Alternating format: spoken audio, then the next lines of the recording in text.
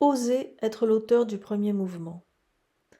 Comme je l'ai déjà expliqué, 2026 est une année de conscience et donc une année pendant laquelle nous sommes invités à multiplier les mouvements intérieurs, c'est-à-dire, en d'autres termes, nous sommes invités à ouvrir notre conscience et à incarner dans l'espace qu'elle représente des lumières qui nous éclairent autant qu'elles peuvent éclairer le monde.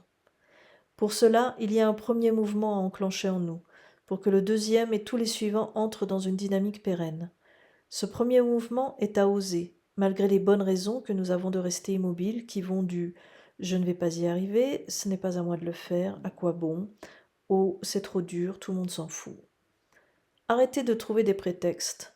Si nous regardons bien à l'intérieur de nous, ces raisons ne sont que des prétextes à rester au chaud, au propre comme au figuré, et à ne rien faire, ce qui se solde immanquablement par l'ennui et la déprime au bout de plusieurs années. Il y a aussi la constatation que nous vivons dans une société au sein de laquelle ce qui bouge n'appartient et ne sert qu'à ceux qui ont osé et qui, de fait, statuent vis-à-vis des immobiles en tant qu'êtres supérieurs. C'est ainsi qu'apparaissent les élites et ceux qui leur sont soumis. Alors que nous n'arrêtons pas de penser que nous sommes dans l'amour, si je suis dans l'amour, ça devrait pouvoir se faire. Mais il ne suffit pas de penser être dans l'amour pour le vivre de façon effective. Être dans l'amour, justement, c'est oser ce fameux premier mouvement.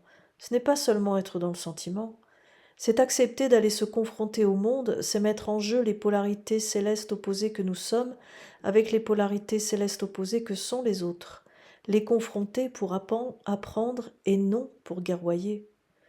Oser le mouvement, c'est mettre son orgueil de côté.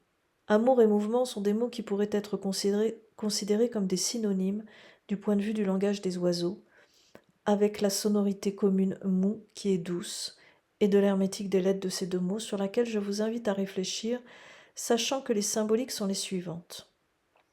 Le A, les polarités originelles célestes que nous sommes tous individuellement. Le M, l'amour, le mouvement d'amour. Le O, le principe féminin. Le U, l'union. Le R, la réalisation dans le terrestre. Le V, la volonté de recommencement. Le E, l'expression dans le manifesté. Le N, l'incarnation. Le T, la trinité que nous sommes. Oser le mouvement, c'est donc être dans l'amour, c'est vivre. C'est ouvrir toutes les possibilités qui sont à notre disposition dans ce grand vivier qu'est l'inconscient. C'est surtout être honnête avec soi-même et les autres en mettant son orgueil de côté. C'est laisser tomber tous les sentiments de fierté, de dignité chevaleresque, de prétention. C'est aussi baisser la garde pour entrer dans la confiance. Le premier mouvement est le premier pas de la danse de la vie. Il est beaucoup moins difficile à faire que ce que nous pensons. Il est par exemple de retourner vers un tel même si c'est difficile, de réessayer telle chose lorsque nous sentons que c'est important, de tenter l'inconnu même en ayant peur. Il est de la responsabilité de chacun dans le monde de faire ce premier pas. Pourquoi en rejeter la charge sur autrui? Allons-y, un pas après l'autre. La vie met toujours devant nous des défis que nous sommes capables de relever. Toujours. Et un premier mouvement mène à une symphonie dont chacun peut être l'auteur. Alors, à bon entendeur.